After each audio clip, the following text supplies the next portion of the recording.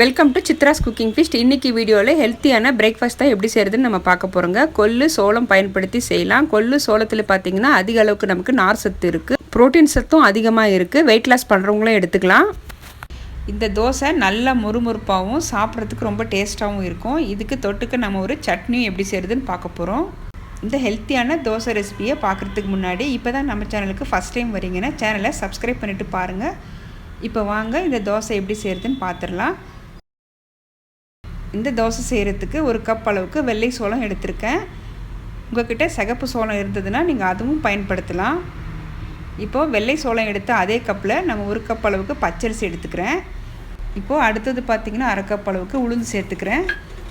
தண்ணி விட்டு ஒரு 3 தடவை வாஷ் பண்ணி எடுத்துக்கலாம். நாம் இன்றைக்கி வெள்ளை உளுந்து சேர்த்துருக்குறோம். வெள்ளை உளுந்துக்கு பதிலாக கருப்பு உளுந்து கூட சேர்த்துக்கலாங்க. அது இன்னுமே உடம்புக்கு ரொம்பவே நல்லது. நல்லா ஒரு 3 தடவை வாஷ் பண்ணி எடுத்தாச்சுங்க. இப்போ நல்ல தண்ணி விட்டு 5 to 6 மணி நேரம் நம்ம ஊற வச்சுக்கலாம். நமக்கு சோளம் ஊறுறதுக்கு டைம் எடுக்கும். குறைஞ்சது 6 மணி நேரம் ஊற வச்சு எடுத்துக்கோங்க.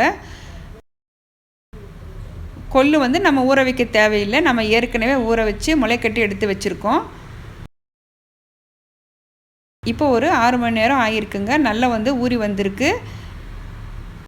நான் மிக்சியில் தான் அரைச்சி எடுக்க போகிறேன். நீங்கள் கிரைண்டரில் கூட அரைச்சிக்கலாங்க. நான் சின்ன ஜாரில் அரைச்சி எடுத்துக்கிறேன். இதில் அரைக்கும் போது சீக்கிரமாக அரைப்பட்டு வரும். இப்போ அரைச்சதை நான் ஒரு பாத்திரத்தில் சேர்த்துக்கிறேங்க. நல்லா இந்த அளவுக்கு நைஸாக அரைச்சி எடுத்துக்கோங்க. இப்போது அரிசி சோளம் உளுந்து 3மே அரைச்சி எடுத்துக்கிட்டேன். கடைசியாக நம்ம கொள்ளு சேர்த்துக்கலாம். கொள்ளும் நமக்கு நல்லா நைஸாக அரைப்பட்டு வரணும். இப்போ கொள்ளும் அரைச்சி எடுத்துக்கிட்டேன். மிக்சி கப்பில் ஒரு 1/2 டம்ளர் தண்ணி விட்டு நான் கலந்துக்கிறேன். இந்த மாவுக்கு தேவையான அளவுக்கு உப்பு சேர்த்துட்டு நல்லா ஒரு தடவை கலந்துக்கோங்க. நம்ம கை வச்சு கலக்கும் போது மாவு பார்த்திங்கன்னா நல்லா பொங்கி வரும். நம்ம இதில் சோளமும் கொள்ளும் சேர்த்துருக்கிறதால மாவு பார்த்திங்கன்னா சீக்கிரமாகவே புளிச்சு வந்துடுங்க. ஒரு 4 மணி நேரம் மட்டும் புளிக்க வச்சுக்கோங்க. அதுக்கப்புறம் பார்த்திங்கன்னா நீங்கள் ஃப்ரிட்ஜில் எடுத்து வச்சுருங்க. இல்லைன்னா அதிக அளவுக்கு புளிப்பாயிரும். மாவு நான் ஒரு 5 மணி நேரம் நல்லா புளிக்க வச்சுருந்தேங்க. இந்த அளவுக்கு பாருங்கள் மாவு பொங்கி வந்திருக்கு. நாம் இந்த மாவில் இட்லி, தோசை, பணியாரம், ஊத்தப்பம் எது வேணாலும் செய்யலாங்க. ரொம்ப சூப்பராகவே வரும். நமக்கு தேவையான அளவுக்கு மாவு மட்டும் எடுத்துக்கிட்டு மீதியை நான் ஃப்ரிட்ஜில் எடுத்து வைக்க போகிறேன். நம்ம இன்றைக்கி தோசை தாங்க செய்ய போகிறோம். இப்போ இதுக்கு குயிக்காக ஒரு சட்னியை நம்ம எப்படி செய்கிறதுன்னு பார்த்துடலாம். இப்போ ஒரு ஸ்டவ் ஆன் பண்ணி ஒரு பேன் வச்சுருக்கேன். இதில் 2 டேபிள் ஸ்பூன் அளவுக்கு ஆயில் சேர்த்துக்கிட்டேன். 1/2 டீஸ்பூன் அளவுக்கு சீரகம் சேர்த்துக்கலாம்.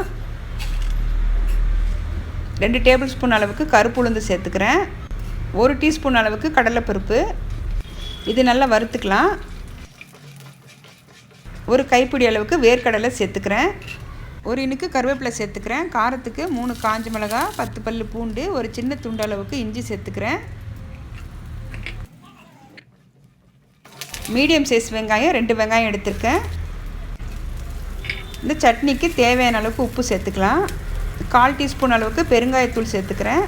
வெங்காயம் கொஞ்சம் கலர் மாறட்டும். கலர் மாறினதும் 2 தக்காளி சேர்த்துக்கலாங்க. ஒரு 5 நிமிஷத்துக்கு க்ளோஸ் பண்ணி வைக்கலாம். வெங்காயம் தக்காளி நல்லா வதங்கி வரட்டும். இப்போ பார்த்திங்கன்னா வெங்காயம் தக்காளி நல்லா வதங்கி வந்திருக்கு. இது கொஞ்சம் நேரம் ஆறட்டும். ஆறுனதும் நம்ம அரைச்சி எடுத்துக்கலாம். இப்போது சட்னி அரைச்சி எடுத்துக்கிட்டேன். இதுக்கு ஒரு தாளிப்பும் கொடுத்தாச்சுங்க.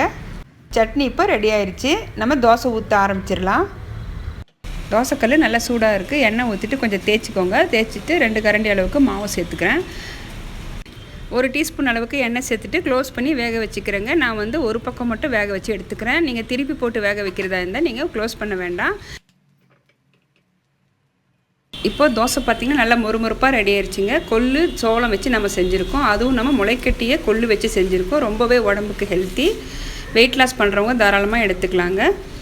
இதே போல் ஹெல்த்தி ரெசிபிஸ் பார்க்கணுன்னா நம்ம சித்ராஸ் குக்கிங் ஃபீஸ்ட் சேனலுக்கு சப்ஸ்கிரைப் பண்ணிவிட்டு பெல் பட்டனை ப்ரெஸ் பண்ணி வச்சுக்கோங்க. அப்போ தான் நான் போடுற வீடியோஸ் உங்களுக்கு நோட்டிஃபிகேஷனாக வரும். தேங்க்யூ ஃபார் வாட்சிங்.